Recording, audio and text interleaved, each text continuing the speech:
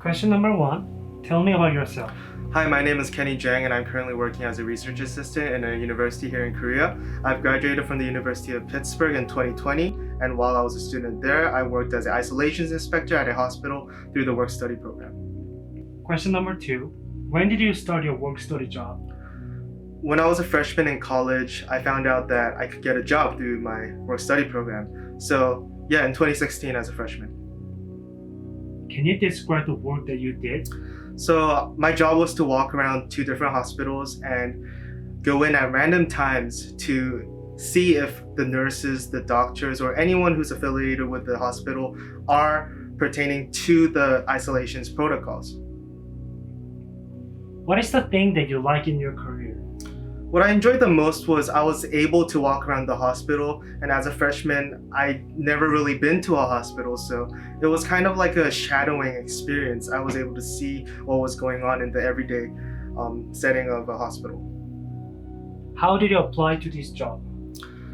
So as a US citizen, I knew I had a work-study grant, but I had no idea what that was. So I went to our office and I asked them, what is work study and how do I find a job that's related to work study? And they were kind enough to tell me that Pitt had a website that was specifically for finding work study jobs. So I applied, I had an interview, and a week later, I got my job. Can you describe the day-to-day routine at your job? I didn't really have a day-to-day routine because I was supposed to go in at random times, but whenever I did go in, I would walk around our hospital from, let's say, the 8th floor, and I would walk down to the 1st floor, checking every room if the isolation protocols are being followed. How did you prepare for coming a new country and starting your new career path?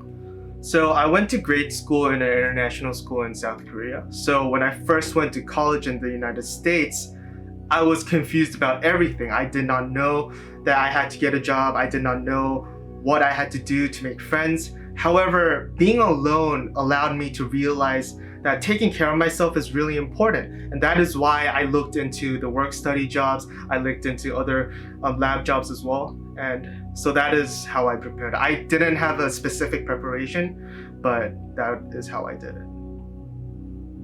What is your dream? What are your goals? And what do you want to accomplish in your life?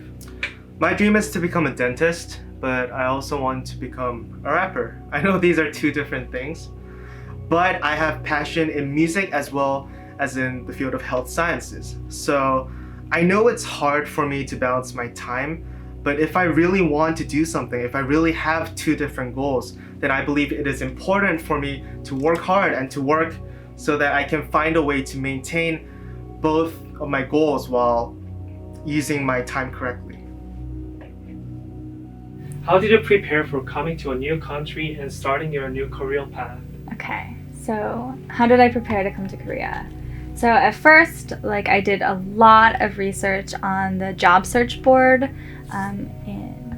through the International TEFL Academy. Again, they have a lot of resources for job search, and I got in a lot of different Facebook groups for a lot of different countries.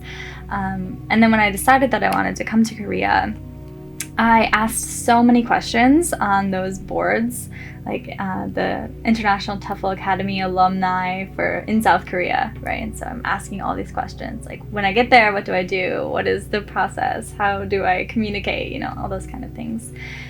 So I think asking all of those questions was really, really helpful. It really gave me a good idea, talking to the people who actually lived here in Korea, of what to expect, how to live, that kind of thing.